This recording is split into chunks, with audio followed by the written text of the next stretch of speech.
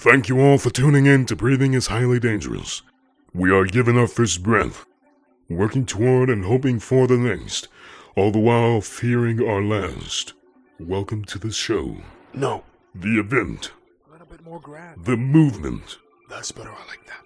The movement of the century. Well, movement, that may be a little bit much. How about a conquest to ferment the ones ignoble that try to impinge their iniquitous veracity to our thoughts? Look, man, do you want me to do this or not? Either way, I get paid. Sorry, go ahead. We've come to ask why, but never satisfied with a simple answer. Discovering the not-so-secret secrets. Playing coy into the ploy, kicking every rock, smiling with joy. Here is your host. He puts the U in unusual, the P in pterodactyl. Not just why, he also asked how. If you suffer from hippopotamonstros esquipedaliophobia, please leave now. No one will believe you. I give you Emmanuel Manny Stewart. Thank you all so much for joining me back again today. This is Breathing is Highly Dangerous as well. This is going to be available in Trust All Truth in a segment or elongated versions, uncut. Today, we are back again with the Choice Series. And this Choice Series, I guess, is going to have little segments of its own. Today, I want to touch on relationships. That's a whole thing in itself, but all those things are relied on choice. So let me just delve into that. Thank you for watching. And this is going to be an important one. So listen up and contribute to what can be said further in more videos. I've already.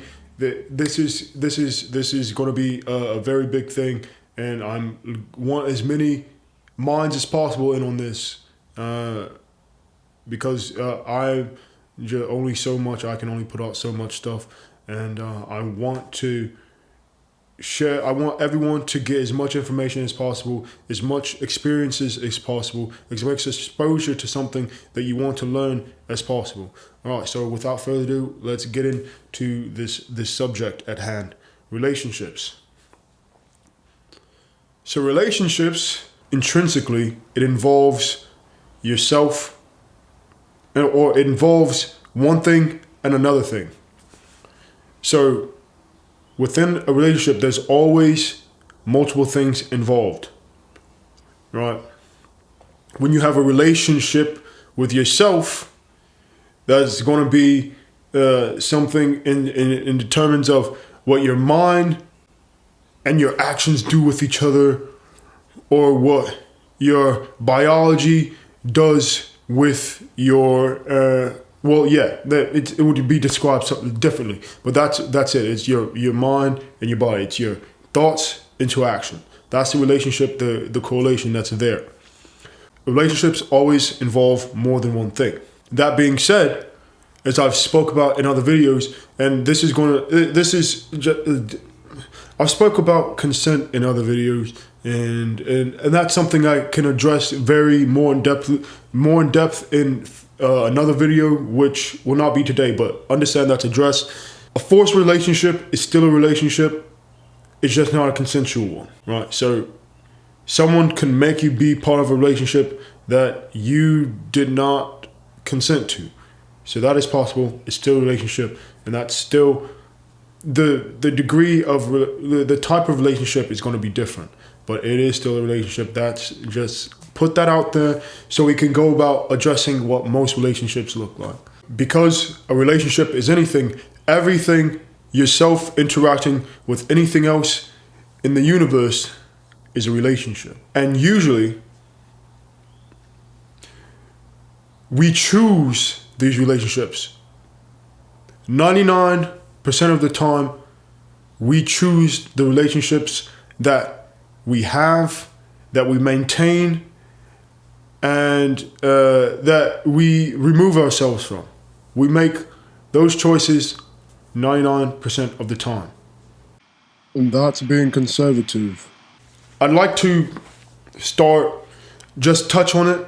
I'm going to explain this further later, because this is something that is if you're not ready for it, then you're not ready for it. So I'm just going to touch on it and then back off. The only time that a human that any creation does not make choices is from conception and incubation. From every moment thereafter, once it's detached from its incubator, from its mother, it's making choices from that very point on. From that very point on. All right? And I'm just going to touch that, leave that there, and we're going to go back.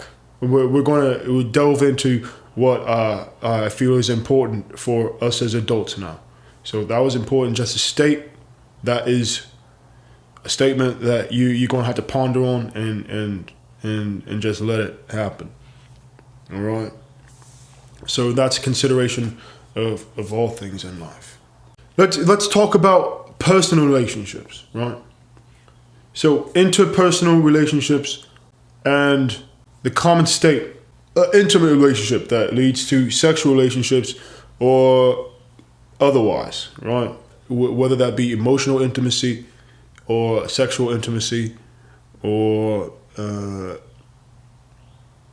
any physical intimacy in itself, without this is technically non-sexual, right? So those relationships that are had, right? And I said 99% of the time, this is part of the 99% time. 99% of these intimate relationships you choose to be in. So how that would work is how you would wind up knowing whether or not you wanted to be in an intimate relationship would be through the knowledge of fitness, right? Compatibility, through what your ideological beliefs, your religious belief, your political beliefs, your philosophical beliefs, your your thoughts about, so all those things considered psychological beliefs and all this stuff, all that incorporated. So once you have, or how a relationship should work, once you have those things met and those match, right, and you feel like you're compatible, right, you can then move forward to being more intimate, more personally intimate, more do things in privacy, right, and delve deeper into the deep, important topics within those compatibilities to make sure that they are solid. And with the relationship that you created, that trying to understand non-physical parts of a person, what makes them act physically, right, or what influences them to act in certain ways, doing that relationship with that time, right? With that time, you get to understand this person more and see, not just seeing if they're similar to you, but you're learning something about that person that you could possibly implement for yourself, or learning something about that person that you could possibly influence them to change, and it's symbiotic. It's a mutual thing that you want that from them and they want that from you, right? And then once you have that complete trust that's built up through you believing they're being honest, and then through physical acts of that, not interpersonally physical, but acts that they show and demonstrate throughout that relationship, but that observation in that relationship, the courting phase, essentially, the dating phase, right? Once you've accumulated this research, because it's a test, right? Yeah, it's an experiment, essentially. Every single relationship is an experiment in a way or another. Once you've come to a resolve or come to a result that you're okay with, you're able to deal with everything that this person is giving you, and they're able to deal with whatever you've given them, you move to that next step of physical, right? Because once you physically become intimate, that is the most vulnerable you can ever be with another person that is not your own child. That is the closest that you can physically be to another person besides a mother and her child. Sexual intimacy, sexual intercourse is the closest, is the most vulnerable you'll ever be to another person. And moments, right? Moments during, or the climax, you should say, is the most vulnerable you can be at any point, regardless relationship. So if you were to like orgasm by yourself, there's moments where you're vulnerable, right?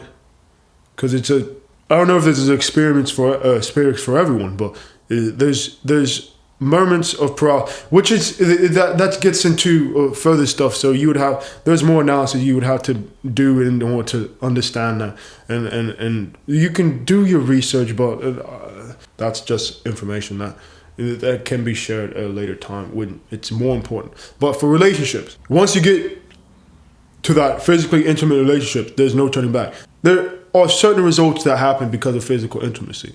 If it's gone through completion, there's biological consequences to sexual intercourse.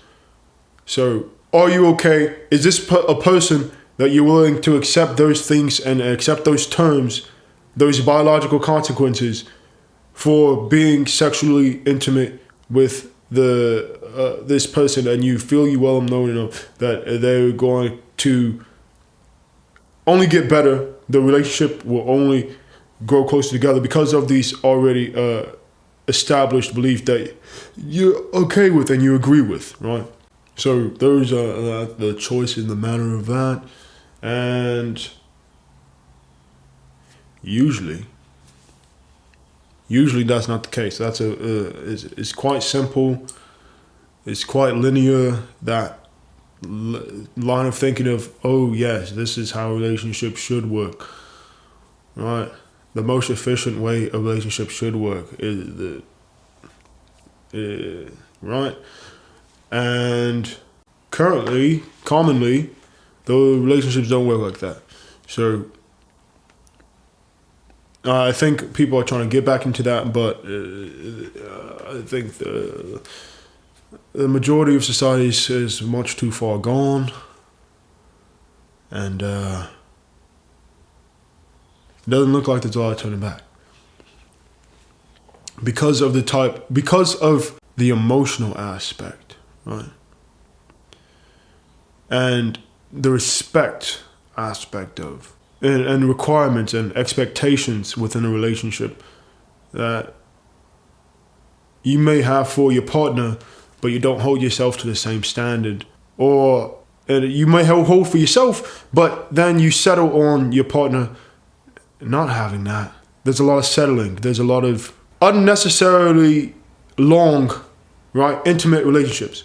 So there's a lot of people choosing to get intimate with people and then receiving the consequences of those intimacy with people that they do not they do not desire a prolonged relationship with. And those choices are made continuously, generationally, maybe with the same person, habitually. But they still do desire all those expectations within their partner that they physically can no longer attain because the expectations that they have for their partner potentially are not expectations that they set for themselves. So the person that meets the requirements that you have is not looking in your direction because you don't meet the requirements that they have. So then there's that's where people settle. That's where settling comes into play. So, right? And there's this dysfunction within oneself that then leads you to wanting gratification just to prove that you're still desirable. And this is not gender excluded. This is applicable to anyone that this describes, right? There are double standards societally, which I don't agree with. That's on a personal level, and something I choose not to abide within, because the expectations I have for myself, I'm going to hold to my partner if that's something that they're capable of, right? Something that is exclusive to me, I can only hold myself to. And that's another thing, is expectations for something or someone that is not possible with the condition that they're in, right? In a relationship, these are things that you have to want to understand, and the only way to understand is to observe and practice, right? And apply. Observe, practice, and apply, right?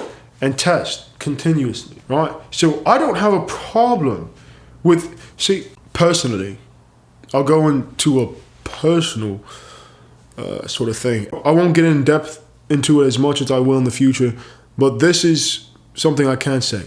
I'm in a relationship because I acknowledge of what I said earlier. Any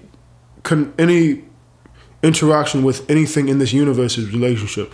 I acknowledge that wholeheartedly, right? So I acknowledge the potential for any relationship I have with anything to be more than it is currently.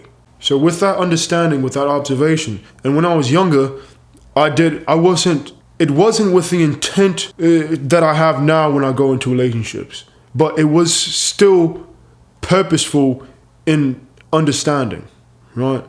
So when I was an adolescent and when I was a child, I still did these things, right? It was just to a different degree. It was for a different goal. There was a different goal in mind, right? It is a form of manipulation, but it's not a manipulation to my fault, right? I have to say, I'd give myself 97% I'd say 98% of the time, it was non-manipulative. So that's being honest. But with these relationships, I really do want to talk to people of the opposite sex and people of the same sex, maybe in a group setting, to see what they feel and understand about it. Because coming from me, I'm one person, I'm one mind. I know that I care about this more than most people, so I'm able to give more insight to it than most people. However, it's not helpful for those that do not like hearing things from one source, or do not receive my message in the way it should be, and don't use me as a reliable source, which is fine. Get your reliable truth information from whatever source. And the moment that source is no longer reliable, do not go there anymore. My full intention of any of the content I put out that is non-fictional is to provide truth. It will describe other people's mindsets of unsettled things, right? Or confusion or things of that nature. But the information that I say and that you can quote me on is going to be objectively true. I'm not going to tell you something that, and you can add on to anything I say, right? So if I say something true and you say yes and, absolutely. Because I can't say everything I want to say, because I would be talking forever. There's context to every single thing. There's context to context. There's context to context, right? So I appreciate that for myself, and I look into that momentum forward into understanding everything, because I'm interested in a lot of things, and those things. So let that be said. TrustAllTruth.com. That's the sponsor. Okay. All right. So because I acknowledge that all these things are relationships, I'm having a relationship with everyone that could potentially be somewhere else. So when I was younger, the goal wasn't the same. Now that I'm older, the goal is very purposeful, and my time is not, I realize and recognize that time is the most valuable asset I have. Something that everyone has a certain amount of.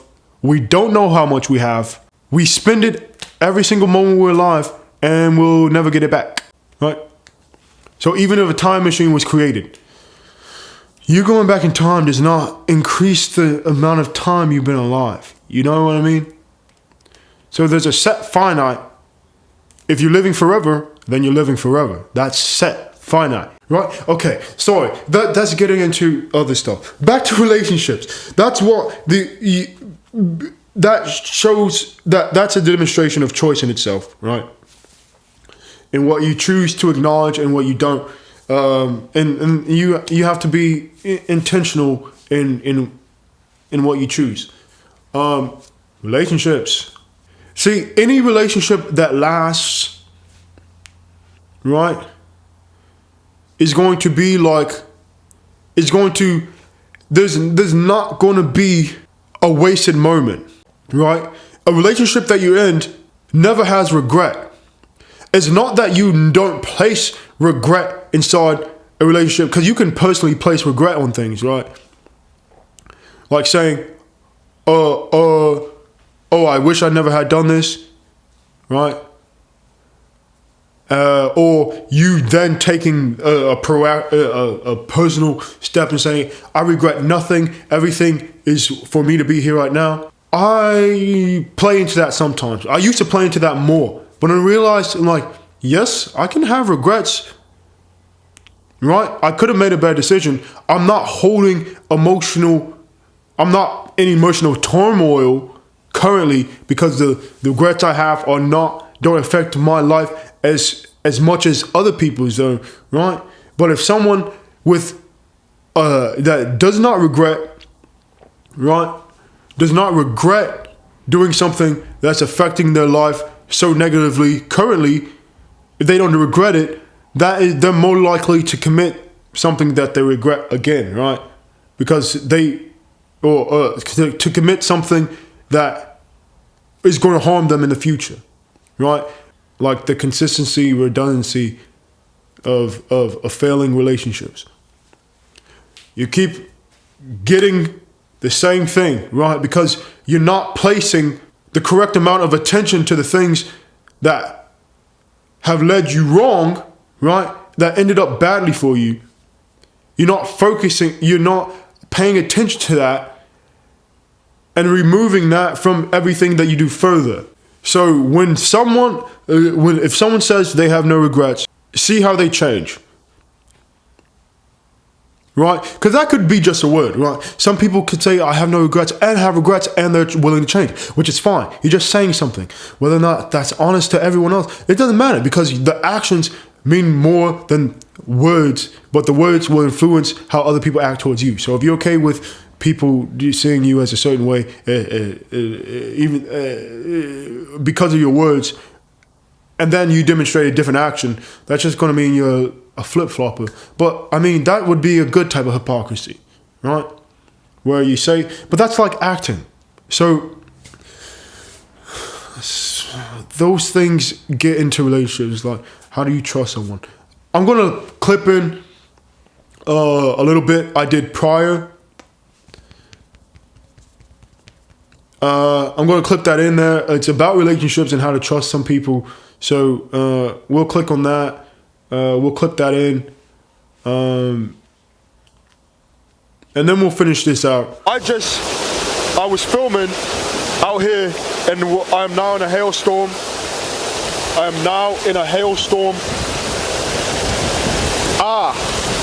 Yeah, I don't know if you can see those little bits on the ground, bits of ice and such.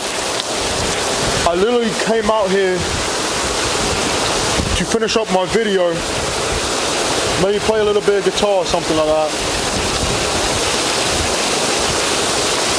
Maybe do one of those things, but I'm getting misted in the face right now. So I hope this is clear. How How do we make sure that the people we're around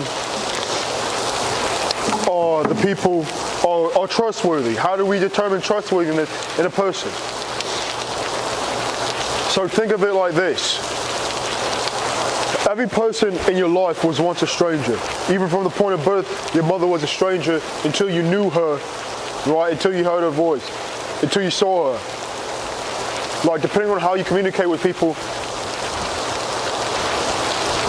there's always going to be something strange. So for people, strangers, if you don't know them, you don't know of them, they're a stranger. So you do this automatically. But when you're dealing with new people in adulthood, especially, but it's during childhood. You need to be conscious of how you're determining who to trust and not. So the consciousness of that. How do you get conscious of it? How do you think about it? So this is how it works. The natural process of what you do is, okay, what is the incentive behind this person being in my life? What do they provide for me? What will I provide to them because they provide this for me? What do they expect from me? What do I expect from them? So first, it's incentive. What is your expectation out of this relationship, right? Secondly, it's going to be, so you meet the person,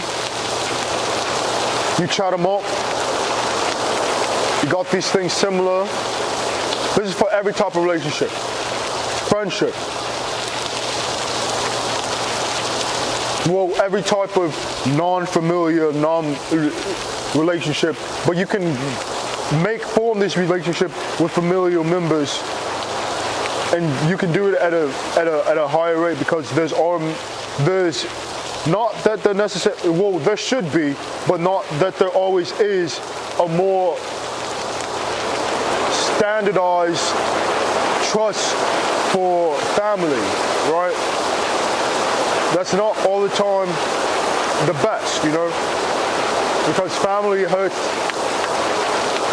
family the most, right?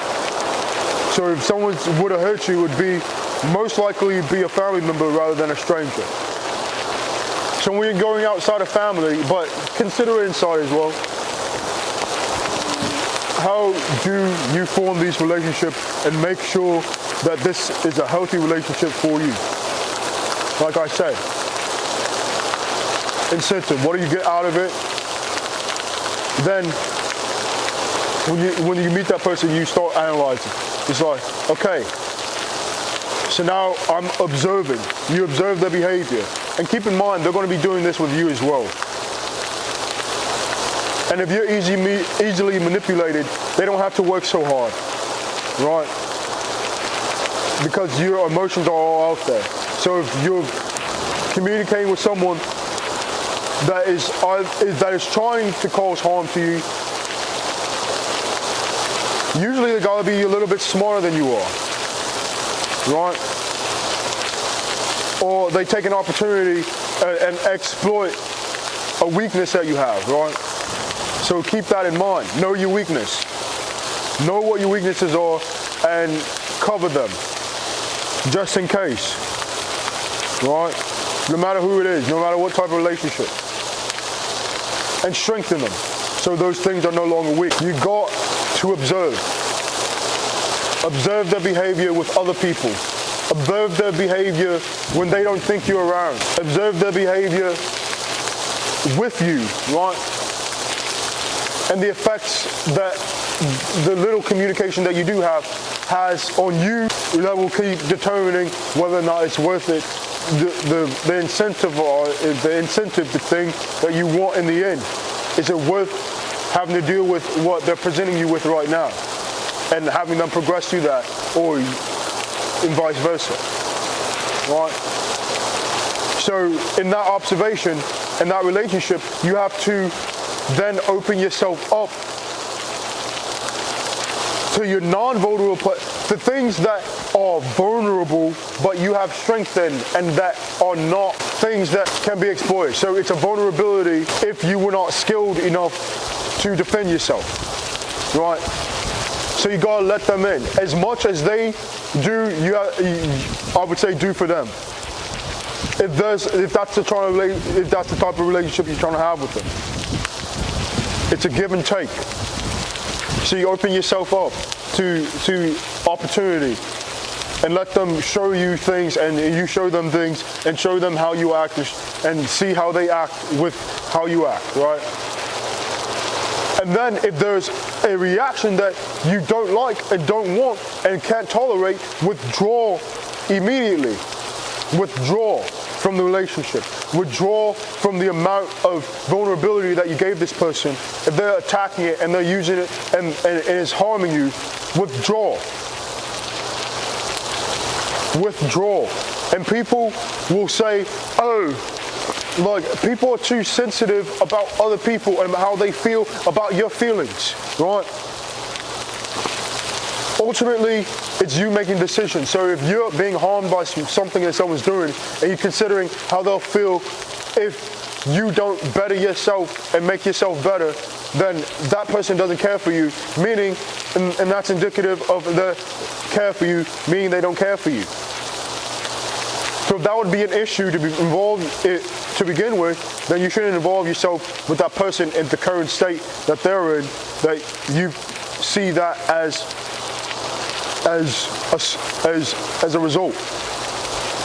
That they can't handle you making the best decisions for yourself, because it's now putting more weight on them to better themselves instead of rather than you helping them, right? Figure out how long you can be a crutch for someone, right? Figure out how long you will tolerate something before there's a breaking point where it's not worth it, and what you're doing, if you're doing the best you can do, is not working, and because it's not wanted, right? So figure that out. You got to figure out pretty quickly. No, but that's my introduction to that. So apply that stuff, and I'll get more explicit. I'll give more explicit details in further videos with things I'll create with other people that can involve themselves with this program as well. All right, thank you. If you listen to this and you find something good, contact me. I've got contact me through trustworthiness.com. Contact me through Breathing is Highly Dangerous, BIHD.podcast on Instagram, or Emmanuel Stewart 1 on Instagram, or Manny_photos on Instagram, or Emmanuel Stewart, I have a red shirt and a hat, glasses, on Facebook, right? So those are, if that was the reason why people weren't contacting me, well, I know there's people watching this and listening to this. I can see the numbers, so continue to do so. I love you all. Thank you. But if you agree with what I'm saying, if you have some insight, if you have something further to speak about of what I'm saying, something to add to, I would love you all to be part of this. This world is yours. If you have something that you want other people to know, you want me to know, tell me personally, or we can share it with as many as other people, and you share from your perspective with other people, and you can this is my platform for everyone to use that's telling truth, right? Or telling lies in order to reference the truth, right? Not spreading lies, but it's making people aware of lies that are used in place of the truth. All right, be blessed, stay blessed, and I'll see you all in the next one.